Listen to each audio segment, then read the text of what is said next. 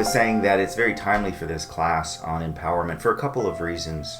One of the major reasons is that there is a crisis in our world, a crisis that is born of the old identification, the ego's version of power, which is power over, to dominate, to take and blame rather than love and give, to believe the world's out to get you, the world's an unfriendly place. Domination is a set, and it's playing out now in the war. It's playing out with Russia and Ukraine. It's playing out in so many ways. So this topic is timely in the fact that as you start to take some time today to reflect and to evaluate, what does power mean to you? To be empowered, what does it mean? Because if we haven't sat and thought about it, if we haven't explored it, then most likely the definition that you've been functioning from, that you've been operating from, is one of domination, because it's been so taught and conditioned in our language, in our school system, in our upbringing, in good and well-meaning parents who learn from their parents, who learn from their parents. And here you are, a person who's waking up, a person who's desiring to grow and to change and to evolve and to become all that you can be in this lifetime. And therefore, to be able to grab a toolbox that is outdated. It's kind of like having an old BlackBerry phone that is operating on the very first system in today's modern 5G world. It's not going to give you the reception. It's not going to give you the power that you truly desire. And what's going to happen with people who reach for the old toolbox of domination, the old ideas of what it means to be a powerful person, is that they're not going to sit and say the system is broken. They're not going to sit and say, well, the ways I'm going about being powerful isn't true and right. What they're going to do, the ego's going to do, is, what's wrong with me? I guess it's true. I'm really powerless. I really am a victim. I really don't have what it takes to succeed. I don't have what it takes to be all that I can be. And so, unfortunately, people won't sit and say the system and the tools are dysfunctional, which they are, if you're using the tools of domination. But people will turn it against themselves. And that's sad. And so today it's very important to explore the secrets of personal empowerment. And it's something that I encourage all of you to really think about and to look at. And I'm going to do my best to share with you some secrets that can help you to be a springboard into your own sense of personal power. Because the truth is, no one can empower you. I can't force you to be powerful. It's always a personal choice that you make. And understanding, and today I'll give you the 7 steps of what it means, the steps towards becoming empowered. And also, we're going to explore the journey of disempowerment. What will it be like if I choose not to empower myself in this lifetime? And then you're going to look at what keeps you from making that choice. What keeps you asleep? What keeps you refusing to wake up and to make the decision to be empowered? We're going to look at the emotional anesthetics that keep you asleep and the mental prisons in your mind that keep you asleep. Because empowerment is a state of mind. It's a state of consciousness. It's a state of awareness, understanding, and knowing. And today you're going to not only become aware, you're going to understand how it fits together. And depending upon, if you take what you learn and understand and put it into action in your life, then it can become a place of knowing that you are powerful. So wherever you are in the world, I want you just to sit back, relax, and open up. We all have a concept of what power is, and most of it has been taught and conditioned by well-meaning parents, by media, by Hollywood and television and movies, and by religion. And the version that we've been taught and conditioned to believe in is our ego's version, which is domination. See, power is to have power over another person, to have power over nature, to take the resources, to take and to dominate. And man, as a human consciousness, as man and humankind, has evolved to a point where we have the dominion or the possibility for dominion over the world that we are a part of. But unfortunately, instead of functioning in dominion, respecting the world, we are dominating the world, dominating nature. And that's why the weather is rebelling. That's why so much intensity is happening in our world. The outbreak of the war that's taking place right now.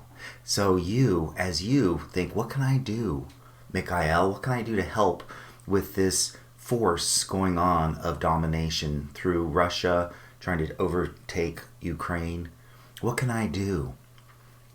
Take your power back, your true power, and let go of your own needs to dominate, which is to have a power over and to control and to manipulate and to dominate yourself and other people. Because as you release the disempowered, dysfunctional form of power that you've been taught and conditioned, and you step into the true power of your soul and spirit, you are bringing a light onto the planet. You are releasing some of the negativity that you are partaking in and connected to, and you are now shifting it and bringing greater hope, greater dominion, and greater energy into the consciousness, the collective unconscious, which we are all a part of.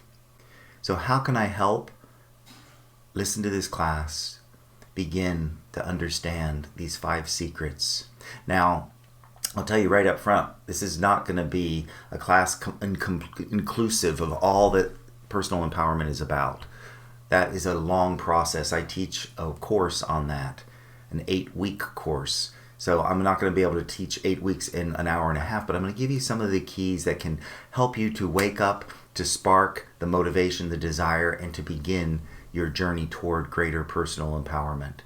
And these 5 secrets will help you to do that. So let's start in and let's dive in and talk a little bit about what is this journey of empowerment. The journey to develop your empowered self. You see, we have, as a consciousness in a world of duality, we have a division within ourselves. We have our ego self that is here to manipulate and control and to feel safe in the world out there. And it only uses the 5 senses. It's only limited to the 5 senses of what it can touch, taste, smell, hear, or feel. And so it's very limited. But it's necessary to have an ego to protect you, to make you safe, to help you move through the world. You see, animals have instinct to protect them. The human animal has lost a lot of its animalistic instinct as it moved from the human animal into the human being, and therefore needing an ego to be a liaison between it and what's going on in the world around you. So your ego is there to protect you. Originally, it's not bad, it's not wrong, but what happens is we give all our power to it and it becomes dysfunctional because it's not able to make the right choices and decisions. You need your soul and spirit. You need the wisdom of your intuition, your imagination, your creativity, which the ego says, oh, that stuff doesn't matter. You know, water's wet, rocks are hard. That's all that matters is the physical reality. But the problem is, the physical reality is an illusion. How long did it take the collective ego to figure out that the earth wasn't really flat? It was round. But see, the ego looks out and says, oh yeah, the world's flat. There's got to be an edge somewhere that you're going to fall off of. But the illusion will deceive you. And so therefore it's not enough, but it took somebody with vision, with an imagination, with creativity, with a connection to their soul that made a new map that said, no, the world isn't flat. And if we give all our power to our ego, we're going to deceive ourselves. We're going to deceive ourselves. So understanding the ego is a major part of taking your power back and becoming empowered. But the version that the ego has of what power is power over, to dominate.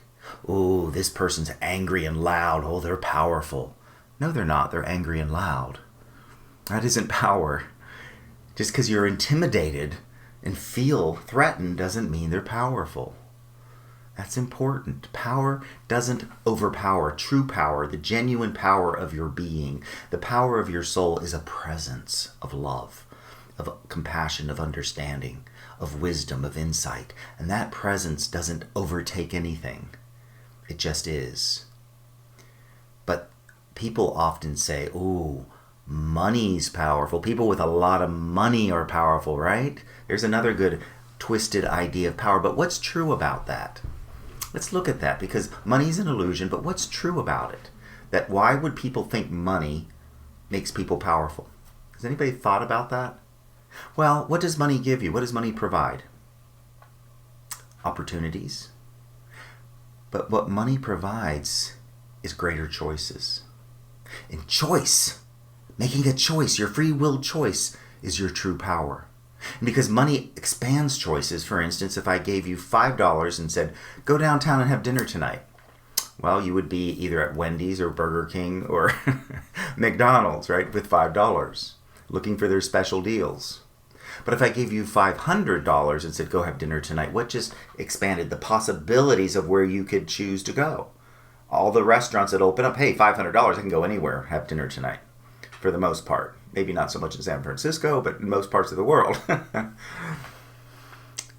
But it's the choice that money expands. That's why people think money is powerful. It expands choice. It's an illusion. Money is not powerful. It's paper. But it's the choice. So choice is the real power that you have, whether you have money or not. And people forget that. They think, oh, I can't make the choices until I get enough money, then I'll be powerful. Then until I get enough money, until this, then I will be. And they give their power away to paper instead of utilizing their choice. And one of the secrets of personal empowerment is that you can't always choose what you're going to do in life. For instance, there are certain things you have to do, right? You have to get up, you have to go to work, you have to pay taxes, you have to follow the laws. There's certain things you have to do. But what you can always choose, regardless of what you're doing, is who am I going to be while I'm doing my work, while I'm paying my taxes, while I'm following the rules and the laws. Who am I going to be? And the first choice that we're going to talk about that can open you up to a new reality, that can lift your energy to a higher octave, to align you with your empowered destiny versus your disempowered destiny. Your destiny is your destination, where I'm heading, where I'm going. So where am I going to end up? I don't know, let's wait and see. That's a person who doesn't make a choice. But a person who says, let me choose. I'm going to choose to fulfill my empowered destiny in this lifetime. I'm going to choose to become empowered. I'm going to choose to function with my power, regardless of what I have to do. Rather than give up my power and feel like a victim and poor me and nothing ever works out and life's a bitch and then you die. That's a choice too. You can function that way. You can choose to be that person, but you can choose another choice. So the first secret is, who am I going to be? Who am I going to choose to be in this lifetime? Who am I going to choose to be moment by moment? Who am I going to choose to be in this relationship with this other person? Who am I going to choose to be at work? Who am I going to choose to be regardless of what I have to do? Even if I don't like what I have to do, I can still be proud of who I am by functioning as an empowered person.